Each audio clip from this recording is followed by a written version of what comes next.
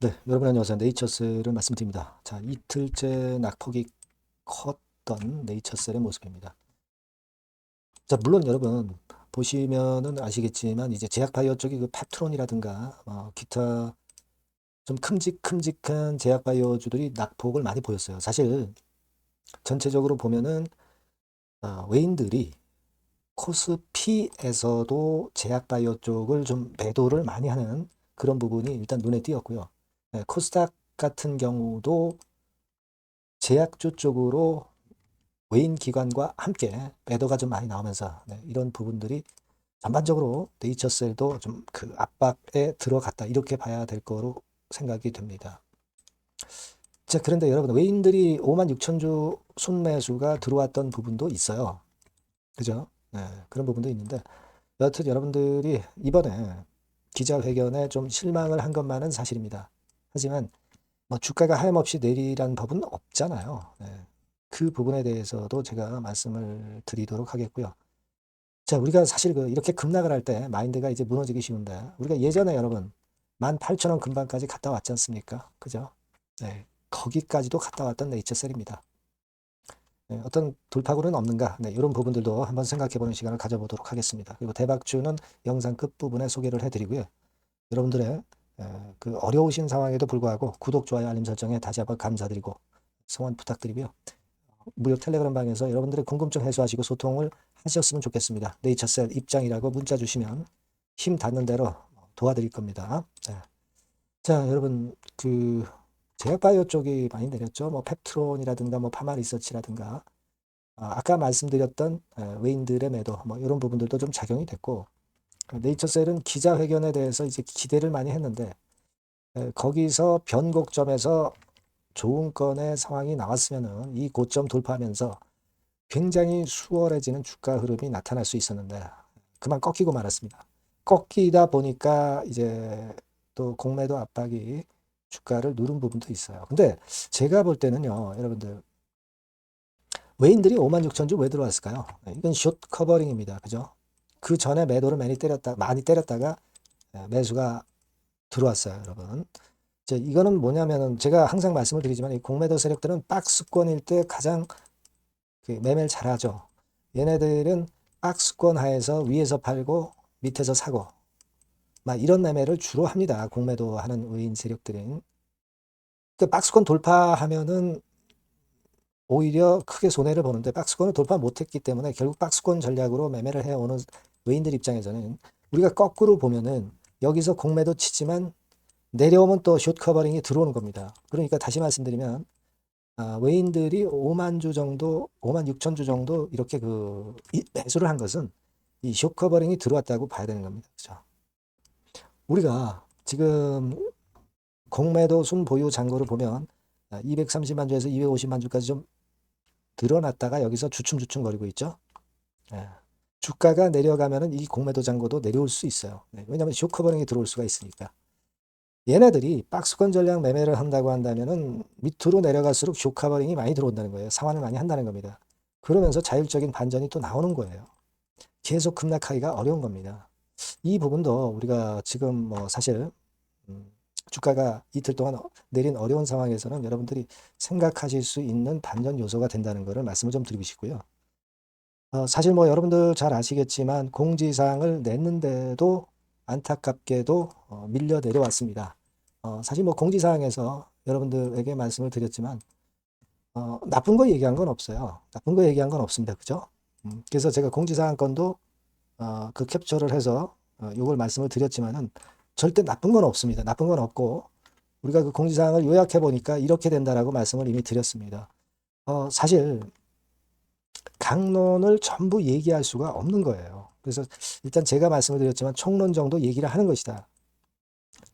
그렇게 놔야 또 강론이 나올 때 그때 그 강론 재료 하나하나마다 주가가 또 민감하게 반응할 수도 있는 거죠. 그렇게 볼 수 있는 겁니다. 사실 계획은 네이처셀에서 하지만 그게 계획대로 딱딱 맞아떨어지지는 않잖아요. 허가라는 것이 그렇게 쉬운 게 아니지 않습니까? 이렇게 총론 정도 얘기를 이렇게 하는 거예요. 예. 강론까지 몇 월 며칠 날 뭐 한다 뭐 한다 이거를 함부로 얘기할 수가 없는 겁니다. 그래서 라 회장도 나름대로 갔다 와서 주가 관리하느라고 뭐 이런 건에 공지사항도 내긴 했습니다만은 이것도 뭐 그렇게 썩 통하지 않아서 좀 안타깝기는 합니다만은 하지만 네이처스는 할 도리는 다 하고 있는 거예요. 제가 누차 강조드렸지만은 식약처에서 반려했을 때 악재만큼 악재가 어디 있어요 지금. 그런 매머드급 악재가 지금 있습니까 여러분? 악재가 없거든요. 악재는 없어요. 다만 신선한 걸 구체적으로 얘기 못하는 게 아쉬울 뿐이죠. 그죠? 근데 임상 그리고 허가 내는 과정에서 확실한 게 있겠습니까? 확실한 건 없어요. 쉽지는 않은 겁니다. 임상해서 허가 낸다는 것이 여러분들 잘 아시겠지만 그렇게 생각하는 게 좋아. 지금 뭐 최대의 악재는 식약처에서 반려했을 때가 최대의 악재가 된다는 것을 여러분들이 꼭 생각하셔야 된다는 것을 좀 말씀을 좀 드리고 싶고요. 그 부분을 제가 자꾸 강조를 드린 거 잘 알고 계실 겁니다. 그런 가운데 사실 우리는 자금 유치가 중요한데 자금 유치에 대해서 좀 구체적으로 얘기가 나왔으면 좋겠는데 라박사가 예전하고 좀 틀린 점이 입이 그렇게 뭐 아주 예전처럼 가볍지는 않습니다. 좀 무거워요. 무거워졌어요. 왜냐하면 저희도 뭐 갔다 왔지 않습니까? 작은 집도 갔다 왔기 때문에 그렇게 뭐 속된 말로 나발되지는 않습니다. 좀 신중하게 이야기를 하는 편이라고 저는 봐요. 그렇게 생각이 되고 그렇기 때문에 우리가 나름대로 추측을 해야 되는 것이고 그래서 제가 레이먼드 제임스 건에 대해서 이 펀드에서 이제 가능성이 있는 건에 대한 것이 기자회견에서 슬쩍 언급이 된 걸 말씀을 드렸고 아니면 우리가 1300억 펀드라고 1300조 펀드라고 하는 것이 뭐 아부다비 투자청 여기일 가능성도 있고 3위 세계 3위 국부 펀드예요. 아니면 블랙스톤 같은 데일 수도 있고 우리가 이 제약바이오는 꿈을 꿔야 되는 거예요. 꿈을 꿨다 실패할 때 하더라도 꿈 없이는 제약바이오는 없어요. 그죠? 임상에서 허가 받는 게 그렇게 쉽습니까? 절대 어렵단 말이에요. 하지만 주가는 꿈을 갖고 시세를 내고 밀리기도 하고 그런 거 아니겠어요? 그러다가 CNPB 건, 뭐 요건 뭐 이런 것들 그 RMAT 이미 받았기 때문에 이런 거 나오면 이런 거 움직임이 있으면 주가는 또 속도를 낼 수 있는 겁니다. 그렇게 생각을 하고 싶고요. 그래서 저는 여러분들이 강론을 자꾸 요구하는데 강론보다는 총론 정도 일단 얘기한 것이다. 이렇게 생각을 해 주시라고 말씀을 좀 드리고 싶고 라박사 입장에서도 적극적으로 그래도 공지를 한 거라고 보여져요. 그 정도면 적극적으로 공지를 한 것이다. 우리는 그런 가운데 자금 유치 펀드 관련 기대는 하고 있고 중간 결과 발표 기대도 하고 있는 것이고 CNPB라든가 이런 건에 대한 기대도 하고 있는 겁니다. 가장 중요한 건 최대 악재는 식약처의 반려건이었다는 거. 그건 지나갔잖아요. 그건 지나갔습니다, 이미. 그리고 숏 커버링 들어올 타임 아니에요. 지금은 여러분들 뭐 단기적으로 이런 데서 매도를 못했다고 한다면 이제 와서 여러분들이 뭐 거꾸로 여기서 또 매도를 할 수는 없는 겁니다. 그죠? 그런 생각을 갖고 좀 견뎌가시면 좋지 않겠나 하는 생각을 말씀을 좀 드리고 싶어요. 네, 아시겠죠?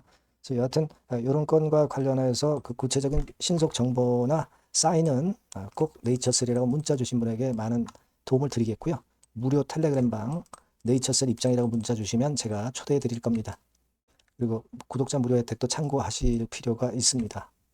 여러분 아시겠죠? 네, 그렇게 말씀드리고요. 대박주 말씀드릴 테니까 이거 말씀 잘 듣고 대박 내시기 바랍니다. 네, 여러분 수익 화끈하게 낼 만한 대박주를 말씀을 드리는데요. 자, 섹터는 IT 섹터라고 보시면 되고요. 가격대는 적절합니다. 10,000원에서 한 20,000원 정도.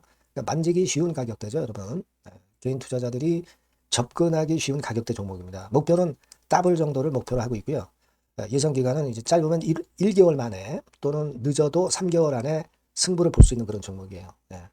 자, 이 종목의 주봉 차트를 한번 보시면 이런 식입니다. 그러니까 주봉 차트상으로 여러분 4번 정도 바닥을 만들었죠. 그러니까 대형주 같은 경우 엄청 급등한 종목들 많습니다, 여러분. 근데 이 종목을 여러분들이 지금 따라가서 먹을 게 얼마 없어요. 그리고 좀 흔들리면 불안해서 털고 나오고 실제로 매매하기가 상당히 까다롭습니다. 그러니까 생바닥에 완벽한 바닥 구성한 종목을 여러분들이 선택하시는 게 좋아요. 대형주보다는 중소형주 탄력성이 크죠. 네, 얘네들 차례예요. 네, 얘네들 차례입니다. 이쪽을 여러분들이 공략하실 필요가 있어요. 그리고 상승 초기에 시동 거는 단계이기 때문에 그래서 유리하다는 거 다시 한번 강조를 드리고요. 자, 그 다음에 이제 말씀을 드릴 수 있는 부분은 이미 급등한 대형주보다 이제 시작하는 중소형 성장주라고 말씀을 드렸어요. 생바닥 상승 초기 국면 진입 중소형주라고 말씀을 드렸습니다. 그죠? 수급적으로 특징이 있는데 그 특징은 뭐냐면 뭐 1, 2개월 동안 외인들이 들어온 게 아니라 무려 5개월간 외인들이 들어온 종목입니다. 자, 여기 보시면 확인이 되시죠? 이 빨간 선이 이제 외인입니다. 1, 2개월이 아니에요. 5개월 동안 계속해서 매집을 해왔는데 주가가 그렇게 크게 못 올랐어요. 아까 그 주봉 차트 이제 보셨잖아요. 그죠? 네, 그런 강점이 있는 종목이다. 이겁니다, 여러분. 이거 좀 생각하셔야 되고. 자, 그리고 이제 가장 큰 강점은 뭐냐면 미래 기업이라는 거는 자꾸 인원을 구조 조정을 하게 돼 있어요. 자꾸 줄어듭니다. 급권과 관련해서 최대 모멘텀이 있는 종목이에요. 이게 특징적입니다, 여러분. 그리고 지금 현재 IT 장비도 물론 가장 큰 모멘텀이 있는 종목이지만 2차 전지 사업까지 범위를 확장을 하고 있어요. 최근에 2차 전지들 이제 떠오르기 시작하죠, 여러분. 하기 때문에 우리가 이 종목 집중을 해야 된다고 봅니다. 그리고 이 종목의 특징은 실적 자체는 좀 우리가 확실하다고 보기는 어렵습니다. 아직까지는 실적은 조금 처져요. 네. 하지만 이 실적보다는 미래 성장성하고요. 재무적인 부분이 너무 좋아서 안정성까지 겸비되어 있다는 거예요. 아시겠습니까? 그래서 이 강점이 있는 거예요. 부채 비율은 뭐 10 내지 30%밖에 안 되고 현금을 무려 1, 2천억 정도 확실하게 보유하고 있기 때문에 뭐 증자라든가 뭐 12BW 발행이라든가 이런 거 절대 없어요. 한 주당 가치가 희석화될 이유가 없다는 거죠. 네. 그리고 마지막 포인트로는 3차 상법 개정이 되면 최대 수혜가 될 수 있는 종목입니다. 3차 상법 개정의 중심이 뭡니까, 여러분? 이거 한번 잘 생각해 보세요. 예. 요겁니다, 여러분. 요 대박주는 꼭 한번 해보시고요.